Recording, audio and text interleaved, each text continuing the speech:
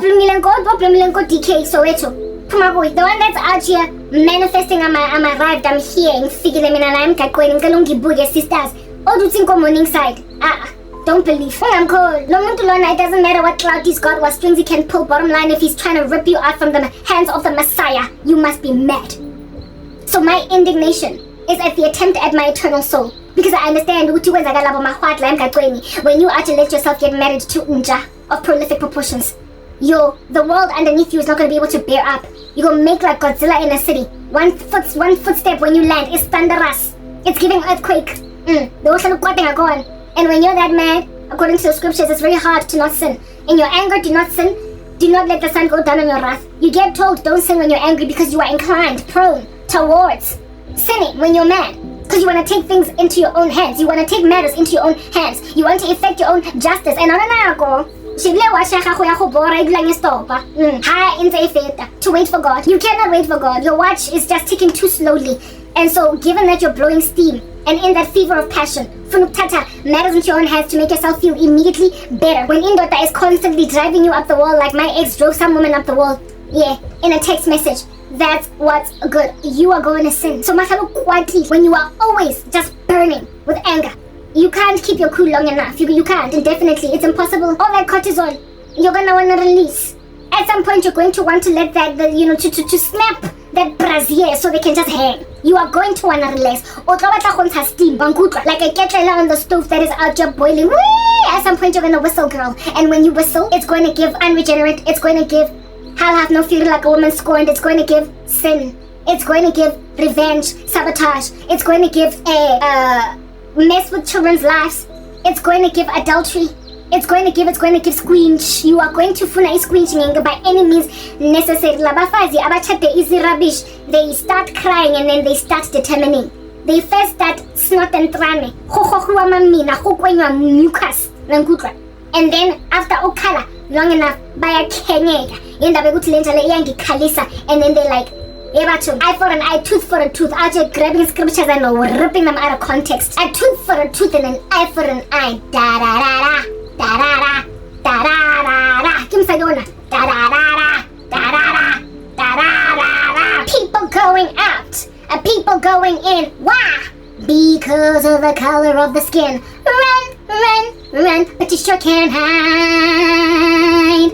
An eye for an eye, a tooth for a tooth. I'm gonna take matters into my own hands. Da da da da. You will sing. People going out, people coming in. Why? Because I am married to a fool. Run, run. Run, but you sure can't hide. You will take it out on something, sisters. You will eventually pop, do you understand? Like a pimple on a teenage. You will pop. And that popping, that's when Gunga Shubi, the earth cannot bear up under you. You will say, oh, okay. You will literally roll up your sleeves. Because you think you're Beyonce. Roll up. They don't love you like I love you. Step down. They don't love you like I love you. Chill out. They don't love you like I love you. Step down.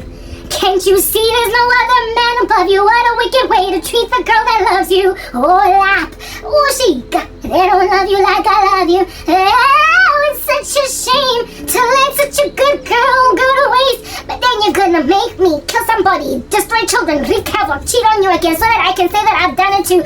And now I am desperate and crazy.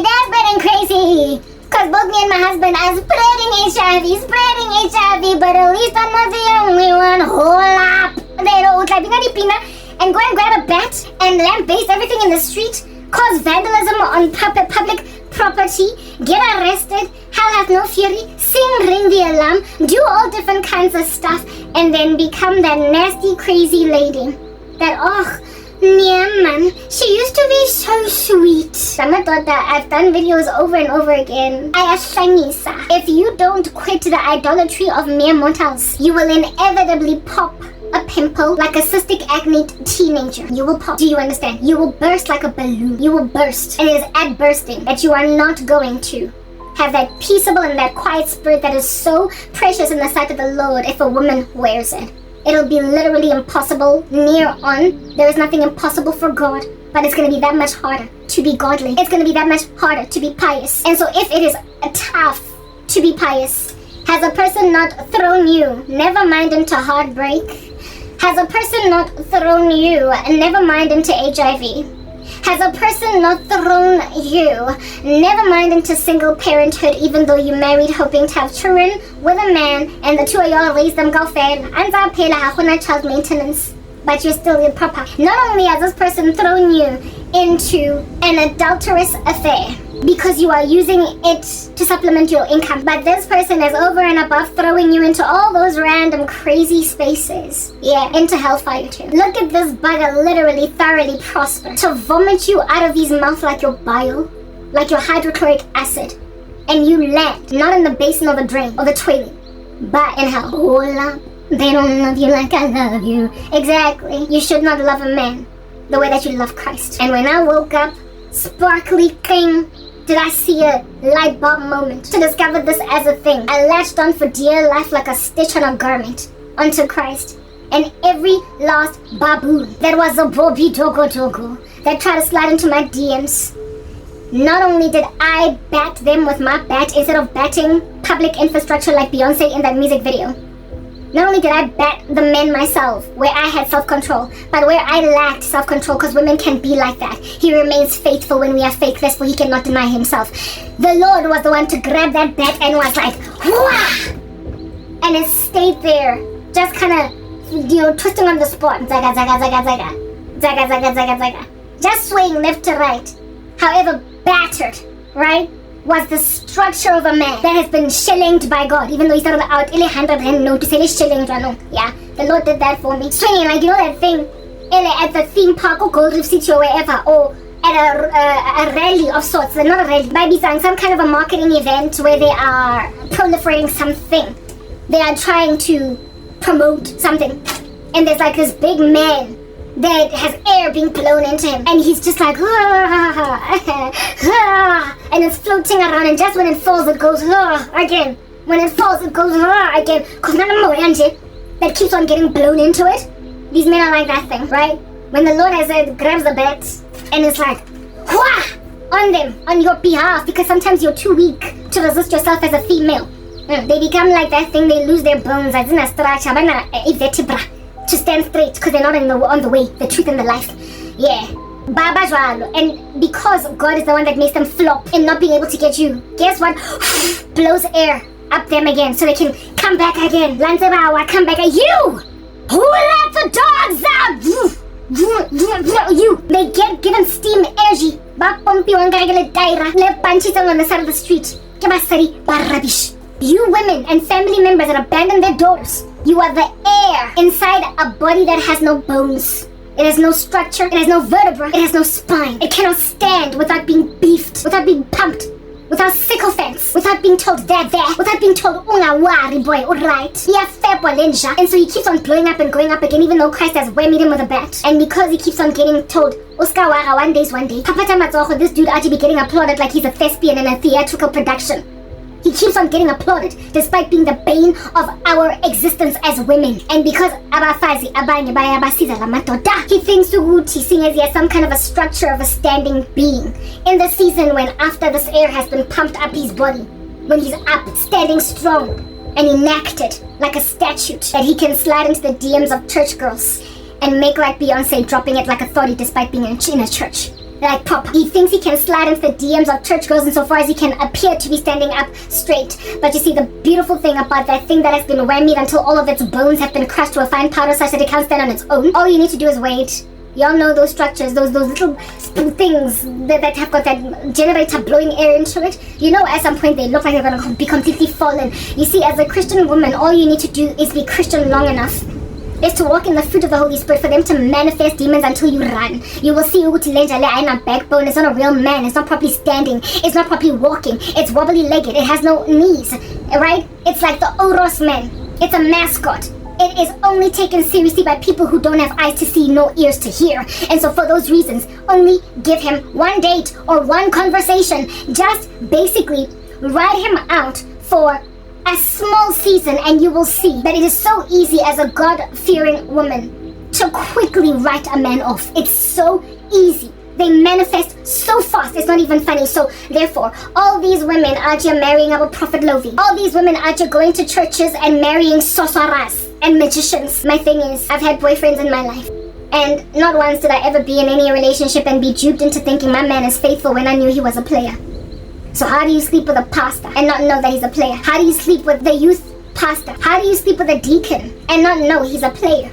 How under heaven do you have sex with a person chilling inside a church and not see that this is a promiscuous baboon? Because first and foremost, he's in church, and again I might say, to that nth degree, to that excessive point. Let me go pee. Yeah, I'm back. Whew. Weather, yes, weather. Like, all I gotta say is weather. I've got weather. Right now. Whether or not you believe me, I've got weather. Okay, yeah, no. Alright, listen. There is no way that a woman can out here be dating a prolific player. Do you understand what I'm saying? And not know. If you stay with him, it's because Obari and you are worshipping a mere mortal. Mara, you tend to know. Abafazi tend to know. There's no woman so naive as to think that their prolific cheating husband is actually faithful. Like, they always drop the ball somewhere along the way. Namatota, they are like serial cheaters. Do you understand? It's always known what you're dealing with, and when you get back together with it, you're doing it knowingly. Now, charlatans inside the body of Christ are worse even than regular dudes in these streets, precisely because these, like right now, the ones that I'm talking about, because when you know when you know what you are, you also know what you don't deserve. When you know what you are, you also know what you don't deserve. And so good girls are understood as hard catches by dirty men that everybody keeps on warning them against. Therefore, if you are going to insist on her anyway, if you're going to insist, you know that you need help, right? You need assistance. You need to encourage it along. Help it along. Catalyze the chemical reaction using witchcraft. So if you can dull the senses of a woman for even a season until she finally says, I do, you will. Now, if at all you're involved in witchcraft, you are essentially worse than the rest of us. Why? Because witchcraft has a thing about working on a person's character, a personality. Yeah, you change. You just become someone else. But you are not whoever we were dealing with last week. So, whatever. Alright, yeah. I have witnessed my own family members and friends. Zinja, that acting at me alright. Yeah, but change overnight. It's sweet konyana now a seer moon. Hey, that's what's good. I have seen people change because of social. I have witnessed the transformation overnight, like black and white, white and black, yellow and green. Good clear, good something has changed. It is observably evident, and for the worst. Witchcraft changes people for the worst. Therefore, there isn't a single baboon hopping around in some jungle, a forest, a tree from it one to the other that is involved in the occult that's truly sweet. I'm telling you now. There's not a single occult member that's genuinely kind, that is truly hard to find any fault with. Aguna, a single individual that is a practicing Satanist, using black magic in particular, that is actually really genuinely consistent in any good fruit. Sweetness, loving kindness, consistency, faithfulness, reliability, considerateness, they cannot maintain it on a loop. Because, listen, it's bad enough that we are born dead in trespasses and sins, and that we are slaves to sin, and that we make war in jail with a conscience as human beings from birth. But demons, when they come into a body, worsen your difficulty to deal with your sin, your difficulty to deal with your conscience. They make it worse, your guilt, because they cause you to lose even more self-control. So they will really invest in you. Snappy, feisty, you are going to be short. They will invest in you. Mean-spiritedness, being a little bit of a hostile buffoon. They will really truly inject it into you to be aggressive. They go and they grab, like I said, the sweet konyan, after making like a potato pie, and they will convert them into something gnarly and ugly to eat, but looks good on the outside. When I was in primary school, we had a bake sale, that's what's good. But I've always had a Hlongwane 5 mom. I've always had a stingy mother. She's always been miserly that way, clutching onto her purse like she's dealing with a bandit, except she's dealing with a child. So because my mom was always just gangster, miserly, I was never one of those kids that got bake sale. I'd be out here bringing vanilla chocolate to a mix. I'm out here bringing caramel cake. Out here bringing the Smarties, the popcorn, what a lot I got. I always used to, so I don't get laughed at school for not being a participant in events and affairs. when we had a bake sale and our class had to make the treats or bring the treats, I would experiment on me savvy by myself. I would experiment by myself in the kitchen, katsukiri, whatever is there, yo. Because my mom used to bake a lot when we were growing up, these scones and whatnot. So there was always baking stuff in the house. The vanilla essence, the ing. But there was only one person that could dikhata with it all. I was not a trained child pertaining baking and all that jazz. I didn't know how to bake. I didn't know how to make pancakes. Anything, nothing. I couldn't do anything. Right? My mother did not hand down those lessons. Because that's what happens when you deal with a worthless husband. Do you understand? Yeah, so I got in the kitchen, seeing as it was going to be cake sale the next day, and I don't want to rock up empty-handed with teachers being out here like, Oscar Mona Lesona, 500 rand bake sale, and she brought Dololo to the occasion. So one fateful day, I decided that I'm going to bake myself. Because I saw it happen enough times in my mom's kitchen, for my mom, in my grandmother's kitchen, for my grandmother. So I mean, I got it in me, it's in me, I got it, it's genetic, yeah. I go straight into it and I make my own little baked goods. My little baked goods looked like ginger biscuits. They looked divine.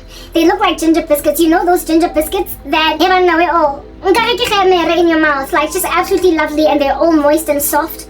Not biscuits, but cookies. And I had made them into squares. They are really delicious. Like if you just remember those ginger treats. Yeah, mine looked like ginger treats, except there was no ginger in them. Mine looked like ginger treats, except there was barely any. I learned how to bake finally on YouTube years down the line using lessons. There was no such thing. When I was growing up, YouTube shmutu, right? You didn't have no magazine to look at the instructions of. I thoroughly am an advocate of that saying that there were everybody can cook insofar as you can read, you can cook. Just follow the instructions off the manual. So that's how I learned how to bake. I followed instructions and finally it was like, woo, I guess it is genetic. I just had to cultivate it, right? But back then, no YouTube shmutu, and also no section of the U magazine that has got baking in there for me. There was nothing. So I just went to do my own thing, and my stuff came out looking like ginger biscuits. When I tried them, I knew that this is nonsense. Do you understand what I'm saying? I knew it. I knew this was nonsense when I tried them, but I didn't want to go to school empty-handed, and our teachers had this thing that they did, that before they would allow something to be put on the table for the cake sale, they would test it themselves. So they would nibble on the little treats, the sweets, to make sure, basically they were like royal food tasters. The teachers used to make royal food tasters and test our goods first before they would allow them to be sold, because after all it's a school, can't be out here endangering some children. So my royal food taster, standard 3 teacher, Mrs. Pistana, no, that was grade 8, some lady, Aja tested my goods. Now before Mrs. our grade 8 teacher, my best in the mornings that used to live next door to my house, yeah. She tested it first when we got to school. She was like, what did you bring? I was like, here. I opened my little container and she was like, can I test it? And then she was like, hey, you know when you're decent. That friend of mine did not say anything. She did not say, oh my goodness, what's going on here? It tasted like, dough when it's not done, guys. It's kind of like, what do you call this thing? Prestiki, chippy, but not quite. It was not even properly baked. There wasn't enough sugar in there. It was just weird. No, there was too much sugar because, of course, I'm a kid. I'm an algae robber. So get it. It ain't sweet, Dimara. It was bubblegum. Do you understand? They looked good on the surface. They looked so good. They looked good. Mara, when you put it in your mouth, this friend of mine goes and takes a bite, and I could see most of I had tested it and in and of myself been like, this is nonsense. I go to school, my friend tests it and doesn't say anything because she's being decent, but is like, I'm going to save it for lunch. Puts it in his cup tea and says that the rest of it a break. But I know that it was going to go in the bin. I knew it was going to go in the bin. She didn't say anything, and lo and behold, we get to the bake sale table around break. If anything, before even around break, because you have to set up base camp before break so that when the kids come out, they are to be buying a baked treats, right? Karabo set up as class because we were the ones who were going to be selling, right, at the table. When we go and we set up, I look across the table, all these baked treats, these scones, the queen's cakes, all these kids, right, to look for my container can thing, right? And well, of course, it wasn't there. It wasn't there. It was not there. And the teachers had this thing that they did for the kids whose treats they did not choose. They would tell us we had too much. There was not enough space on the table. Karabo, so next time they were gonna sell your things, but thank you so much. Yeah, they gave us back our inedible treats, our arsenic, our poison. They give it back to us on some next time we'll feature your baked goods.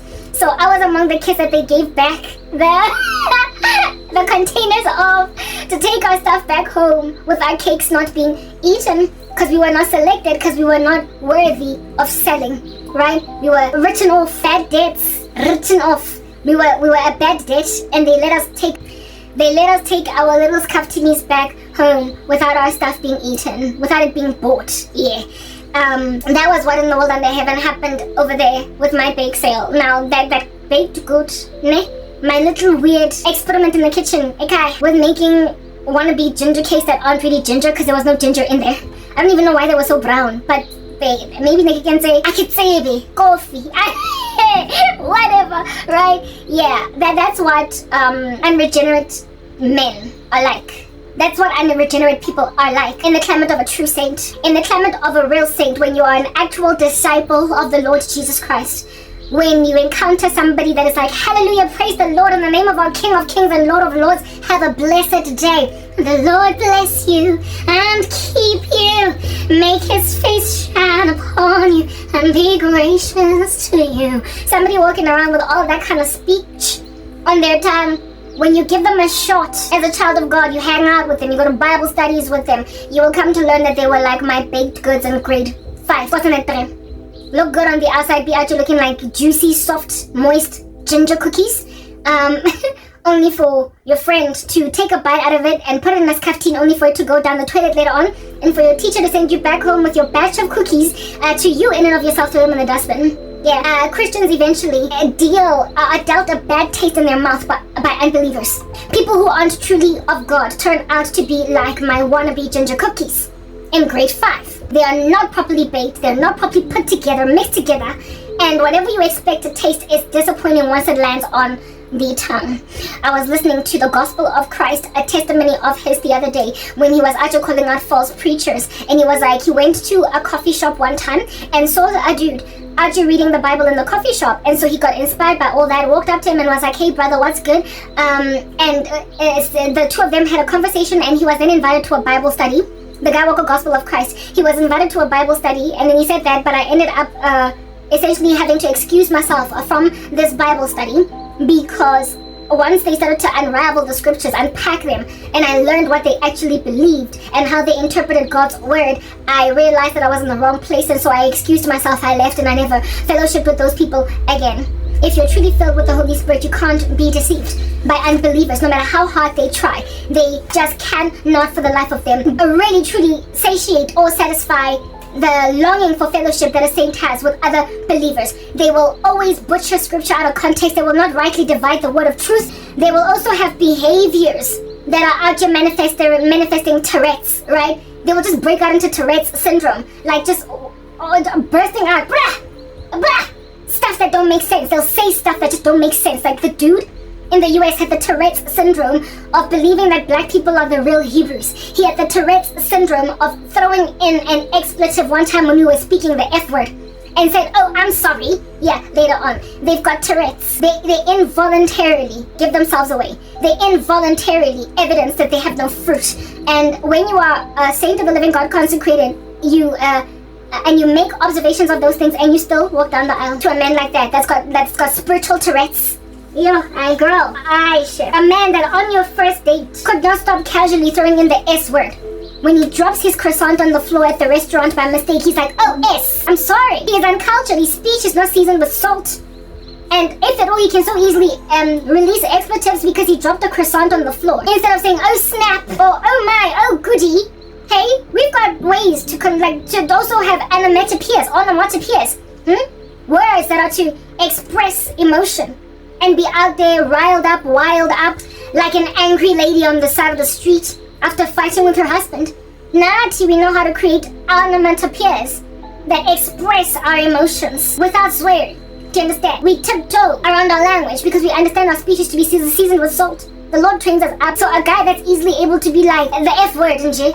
So the guy walk of the US slapped me with the S and the F word, and even every so often spoke of me as one with whom he's having a booty call. Like, what in the world? But look at Karabo out here, literally humoring him anyway. I humor him anyway, because that's what happens when you're out here being an idolater. Do you understand? Just like our worship of God, when people are like, don't stick with him, because he's not doing anything for you. You stick with a nasty guy when he's not doing anything for you. Our God is not nasty. He demands patience and he demands long suffering, and he is ultimately able to come to the party concerning us. He holds our hands when we reach out ours to hold his. He lays his hand on us when we lay ourselves prostrate at his feet as though dead. So he responds to our act of worship in kindness, in reciprocity, in making us feel right at home, making us feel like part of the family. That's how God be, that's how God do. But unregenerate men can sometimes, with a pompy, arrogant nose in the sky, making like a peacock, do you understand? Literally ignore that you have lain yourself prostrate at his feet. What is the point of putting yourself at the threshing floor of a proverbial Boaz? What is the point of putting yourself at the threshing floor at a proverbial Boaz as Ruth, and not have a proverbial Christ who is Boaz respond by marrying Ruth? Ruth put herself at the threshing floor of Boaz, and when Boaz woke up in the morning, he discovered that was his wife. He responded to her sacrifice at his feet with the right action. He married her. Worldly men will literally bewitch you to put you at their threshing floor and then kick you, your nose in, your teeth in, give you a bruise on your eye with their big toe on their foot because of the fact that you literally put yourself at his mercy. Habana reciprocity, do you understand? So when you are out just screaming, yelling, panting, feverishly on the floor with sweats like it's nighttime in the middle of menopause, before a man in the church, watch yourself now. You're at a Beyonce concert as a Rabbit fan. Watch yourself now. You're at a Drew Hill concert as a Rabbit fan. Watch yourself now. You at a Michael Jackson concert as a Rabbit fan. I said, watch yourself now. You are in the center of idolatry, because it only ought to be before a holy God that you lay yourself prostrate like that, also with a reasonable expectation that he will appropriately respond. He will appropriately respond. Do you understand? You put yourself at the mercy of mere mortal men who for the life of them cannot honor you and your holy and acceptable sacrifice before them. Not let you be put to shame, neither condemned when brought to trial. Unrighteous men will cause your condemnation when you are finally brought to trial. Ungodly people that you make yourself an idol to. No, not an idol, sorry, that you make idols that you might make yourself worshippers of will at some point disappoint. They will drop the ball. They're mere mortals. They're not trustworthy. And in the case of women, which is what I'm talking about, I keep repeating myself just in different analogies, different metaphors. Yeah, in the case of women, you become an insufferable rando, a bit of a Medusa, one look in your eye, and men are turned into stone. But in the beginning, you were that ice cream girl, that sweet, coy, bubblegum girl. In the beginning, you were that donut girl. You were sweet like chocolate girl. You're sweet like chocolate girl. Bam, ba-da, bam, ba-da, bam. I don't know how many of my friends that were all sweet and coy and tender I observed going all strange and awry, gangstrous and putrid, because of bad men, the men of which turned some of them to witchcraft. However, some of them were already witches, and so therefore they capitulated to cancerous men. Archer metastasizing at a stage 4 level. That's pizza lightning le paraffin. I watched women that were either already besotted with witchcraft settle for worthless men, or women that went into witchcraft sweet, however foolish and not serious with God, turn to witchcraft because of what men did to them. And they expect me to just fall in the grain of all that nasty crazy, when my rabid, feverish, fiery, hot and bothered earthquakey indignation is at the attempt at my soul. Because understand, these men making like a bandit in the night, getting out of your house with bags of silver and gold, take your eternal soul.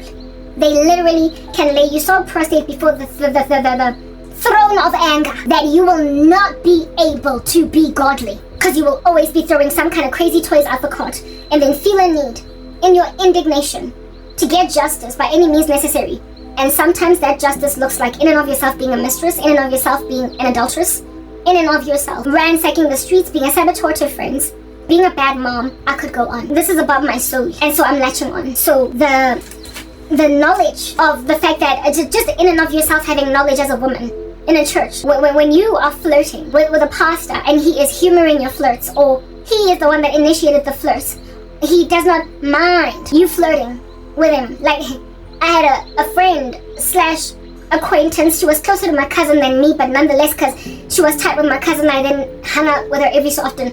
This chick was only 24 years old, and she allowed herself to be the mistress of some older dude. I don't know how old he was. I think he was in his 40s, and he was married to a woman of sorts, and she allowed herself to give this man a baby. This chick worked for this man as a personal assistant. At that stage, she was 24. My cousin and I were 22. She was older than us, right? She was 24 years old, working as a personal assistant. She had just gotten this job. And then within mere months of working there, she was having an affair with him. And then within mere more months after that, perhaps a year down the line, she then felt pregnant by his child. This dude's wife couldn't have children, so he saw it fit to have a baby with a Nazi, whatever. Okay, my thing with that, when I looked at this woman, she was 24 with literally no baggage.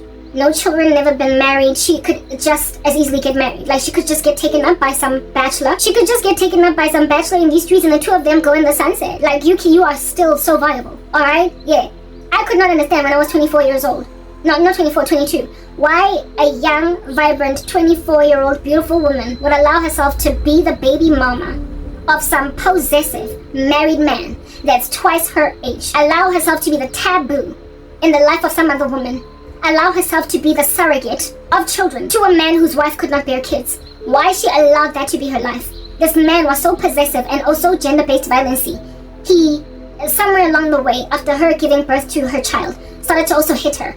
He was into random GBV. She eventually quit the job that she had under him, so now she was independent from him. She no longer had to be sutured to this monster, but she nonetheless could not come up from underneath it. I don't know what it is about women who allow themselves to be sutured to men like these that makes them stay even when they don't have to anymore. Like I said, it's an idol that in spite of despite it coming highly recommended that you get out by the community around you, you hang on. You display that this is a God. Same way that we stick with Christ even when everybody's like, what's this Jesus thing doing for you? Except with us, there is faithfulness to be enjoyed. In the end, it pays off, whereas with them, it's fool's gold. It's a fool's errand. Do you understand? This woman, during the time when she was dilly-dallying, dalliancing, having a tryst with this charlatan, all I could imagine in my mind was all the events that led up to her finally having an affair with her boss until she ended up having a baby with her boss. I remember just having these imaginations, mock-up scenarios, like a theatrical production, playing out scenarios in my mind as to how things got to a point where this chick was now sleeping with her boss. I mean, just the taboo of going to a hotel with your boss. Oh, how do things get to that extreme? Like, how does it get that heavy? Like, how does it get to that point? How? And in my mind, I then came up with a scenario where I was like, unafit that desk in your high, asking for the minutes of the meeting, asking for the thing that he ordered, the purchase, or asking for updates, feedback, asking, so did you call the client? And then upon having this professional conversation, it is cold. I am out of my mind. Cold. Like, it's so cold. Up tops, my electric blanket is on full blast, but I kid you not, I am dying slowly anyway. Anyway, what cool beans and banana peels. Yeah, after this person has this professional conversation, did you speak to the client? Did you call him? Cool, very well. So did you enjoy your coffee?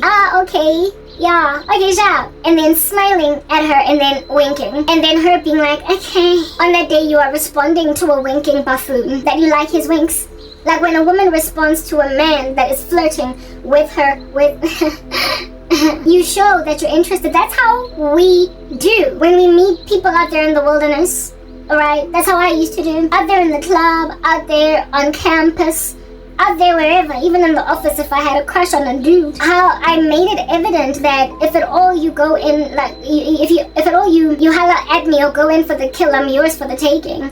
By essentially responding with smiles, with, battings of eyelids, evidence of flirtation. Like evidence of the fact that, okay, I'm good to talk. Lingering on conversations longer than normal, letting him talk long, tall, winding, meandering, twisting stories, and just humoring them. Allowing yourself even to be late for classes. because you're busy on the 5 minutes into your lecture. That's how you let a guy know that, hey, if you ask, I'm going on a date with you, like it's happening, like get it. You give him your number, you linger on dumb conversations that under normal circumstances you would be bored and walk out the room, storm out the way you're so mad, it's so boring. Yeah, and yet you hang out.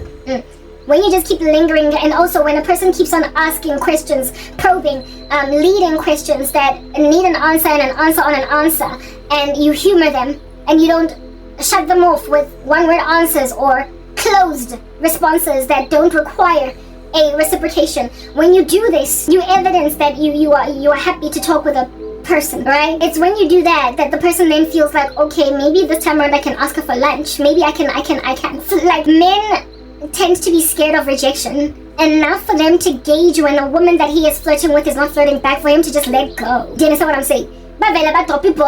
They just let it go. How about pushy? So this woman had to have been flirting with him back.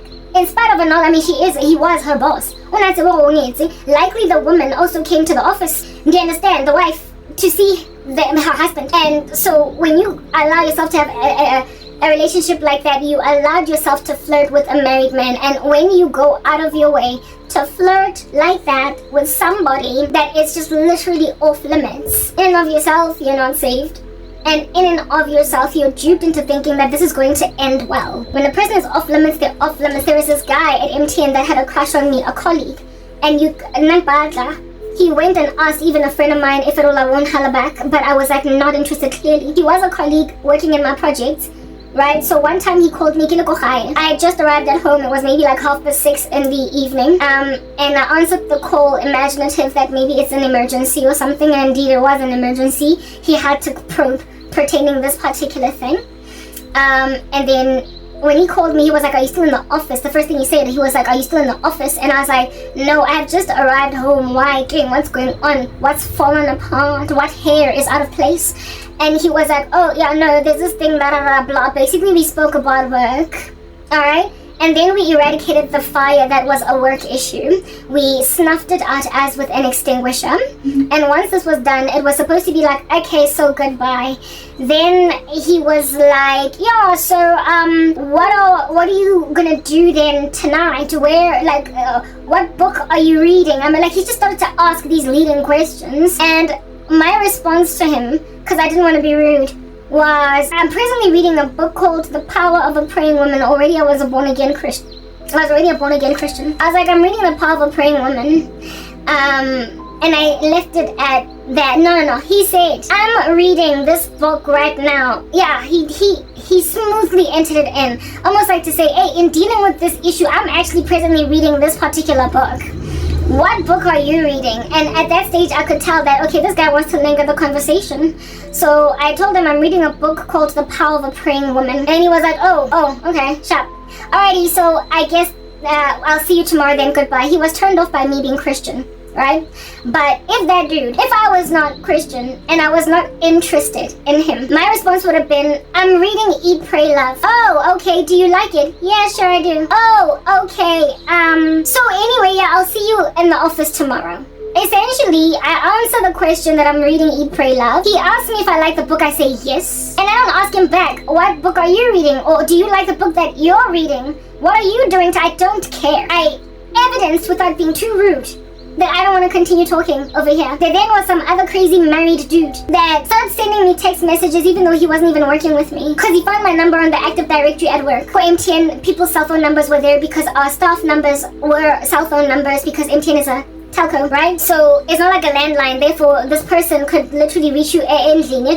During the week, he would send me text messages after work, and I would respond to them literally at like 9:30, 10 the next day at work, to evidence that after I was caught on Dota, I'm not going to respond to you. One time he called me, he contacted me, got text message something, got weekend, at which point I then told him, listen, you're a married man, I'm not comfortable with you contacting me on the weekend. He was like, no, but I just want to talk about the things of God. I was like, I can lead you to a couple of reliable sources on the internet, if at all you're truly interested in the things of God, of men that are veracious, they're faithful shepherds. Yeah, they will lead you if at all you really want somebody to shepherd you. But I'm a woman and I'm not to shepherd men and neither teach men. So these are the sources that I can give you. I decided to write him rather that in an email instead of a text message, because that would have been laborious and long-winding. And he eventually caught the point, but he tried to make it look like I'm just having a conversation with a colleague. No, you're not. It's after hours, first and foremost. And secondly, it's on the weekend. What are you doing? But that lady humored that conversation. The conversations along, like basically a dude asking you, what are you reading?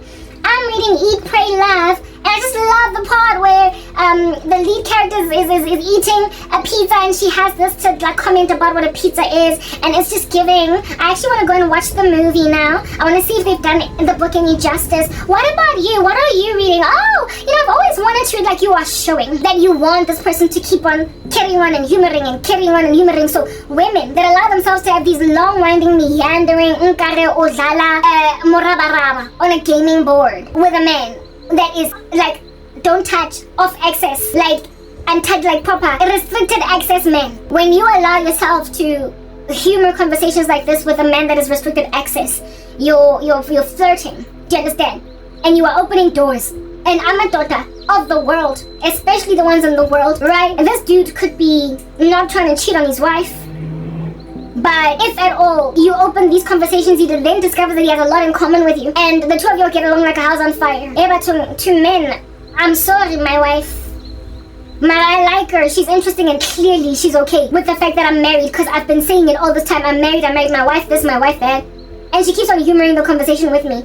So, I mean, what's one night? That's how affairs start with men that were not intending on cheating on their wives. However, one that goes out of his way to flirt with you. When these women that claim that we were just having a conversation, then one thing led to another. One thing ought not lead to another. One thing ought not lead to another, because the ball is literally in the court of the woman. Do you understand what I'm saying? The ball is always in the court of the woman to stop a flirting monster, a beast, a fluffy little furry ball of a nasty monstrosity from growing and growing and growing and getting bigger and bigger and bigger. Yeah. Until it's a Grinch that steals Christmas. You can, like, it's the ball is in the court of the woman to stop that beast from growing. The ball is in the court of the women, because women, you're the ones that get pursued, that must open yourselves up to pursuit by a man. And when you let yourself linger in conversations with married men, you not only put yourself in a position to have crushes on them, but for them to have crushes on you, and for them to have affairs with you, even if they didn't intend on cheating on their wives. So you are without excuse on that day. You are without excuse on that day. It's all very basic. It's all very simple. We are not out here going any two ways about it. Good clear. Do you understand? Good clear. So now, that chick, I imagined that she must have accommodated so much flirting from this guy that ultimately he said, let's go for lunch together, go officing. And the lunch went from, so what do you do on the weekends? And she let herself get picked up by him, and then end up in a hotel, and then end up paying her bills, and then she ended up his baby mama. I mean, she must have accommodated it, because men will flirt with pretty secretaries all the time. The ball is in the court of those pretty secretaries to not flirt back with the boss. I've had a boss too that flirted with me, and that water, that fire, like a wick of a candle, that spit, because I was always like, okay, like a robot. Okay, joke dropped. Statement said, very well, next week, 2 hours from now, 25 past 7. That's when him asking the time in the morning. Yeah, that's how I was. One word answers, nip in the bud, like proper. Some boss of mine, to go to Limpopo, Mpumalanga, wherever, to go meet clients, and I remember the conversation that we were having coming back was so awkward. Yeah, I was a young person, like 23, 24, so yoba. I was always dancing, and one of my cousins worked for the company too, but a different department. And so this boss of mine asks me, so usebetsa le Lerato, let's say that cousin's name is Lerato, so usebetsa le Lerato, and now usebetsa keng kutlwa ba re wena le Lerato le related jwang? Oh no, her dad is my uncle, and my uncle is my mom's brother. That's how we're related. We're actually quite tight. We grew up kaofela, whatnot. And then he was like, yeah, you're tight, as in I'm sure you guys are young. In and of himself, he was not that much older. He could have been maybe like 28. He's like, yeah, so you guys are young, probably like every weekend Joburg. I was like, yeah, no, we always partying together. That's what's good. And that's when the conversation took a strange turn. Then he was like, hi,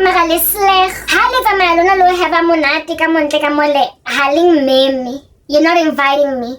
Why is it that when you go partying, you're not inviting me? You know how I dealt with that conversation? Because I realized at this point that he was flirting. I was like,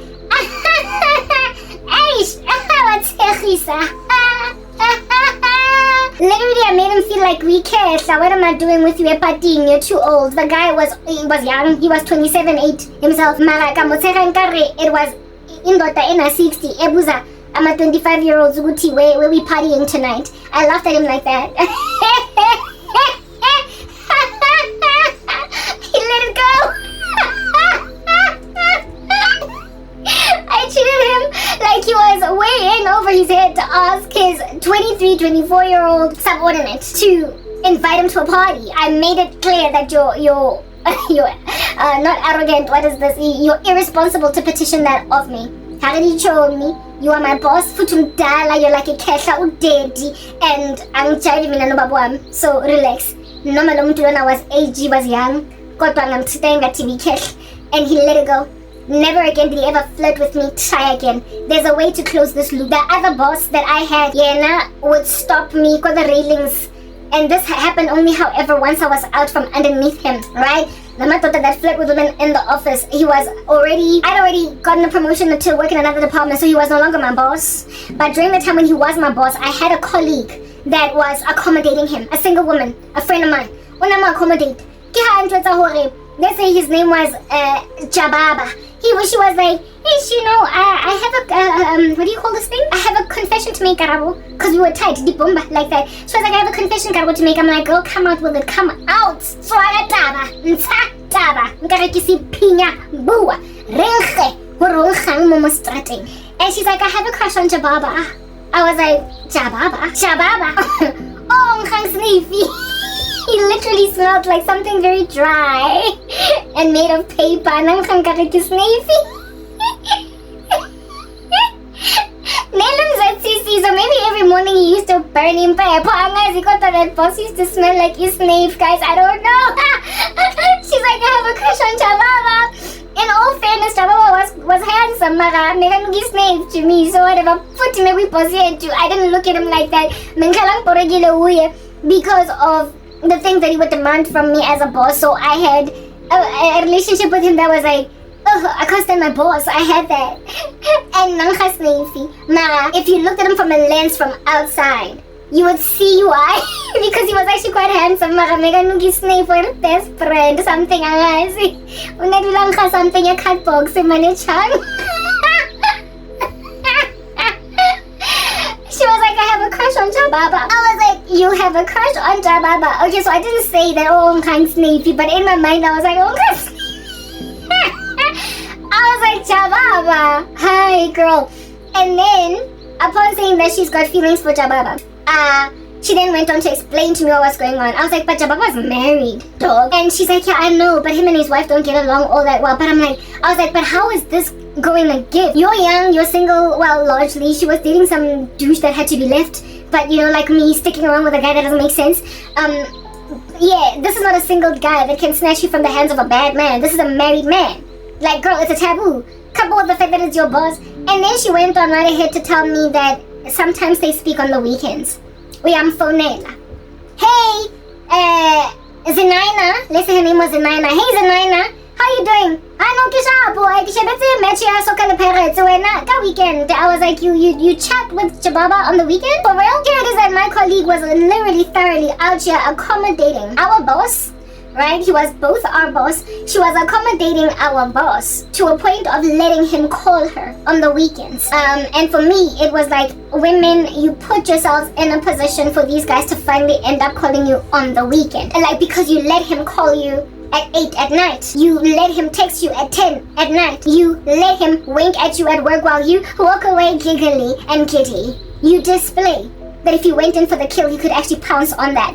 The same Jababa, of which there was this, maybe a year or two later from that particular date. A year or two later from that particular date, they started working for MTN in our grander business, in our grander business unit, but like sort of kind of divorced from us in that they were sitting with phase 2. This young woman, our age, she was our age, alright, she started working. She was one of those yellow bones, out here giving, like, what celebrity can I give you here? Maybe like a slightly thicker version of Mini Lamini. Like, you know, these yellow bones biting a little bit on the thicker side, like ba fresh, bubble kosa. Hey, this chick was a pretty girl, our age, a little bit fresher than us. What no? She starts working for our department, a business analyst sitting on the other side of the building. However, every so often is in our meetings because it's a business unit. Our business unit, when we have weekly whatever, she's there, even though we barely work with her. So that's as much as we have access to her and her team. And one of my colleagues that at this point I'm now already a project manager. I've been moved away from being an administrator. This chick, like I said, business analyst on the other side.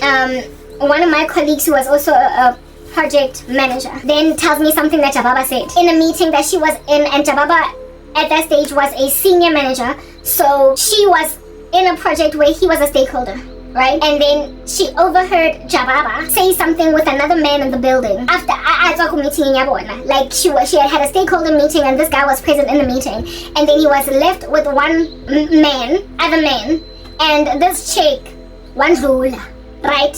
From this boardroom, whatever, this new chick, what business analyst, you know, meeting.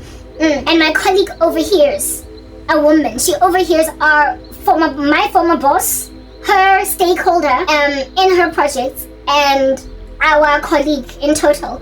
She overhears him talking with another man in the office, saying, "Yo, wena ona, she's the type of woman in Jefela wa mufagela mavati, uyamspati sanje, and just move on. She looks like the kind of woman that would make for a good pregnant woman. She looks like she would look good pregnant. Give the type of woman in Jefela batang move bamba." Yo, dog. Yes, like it.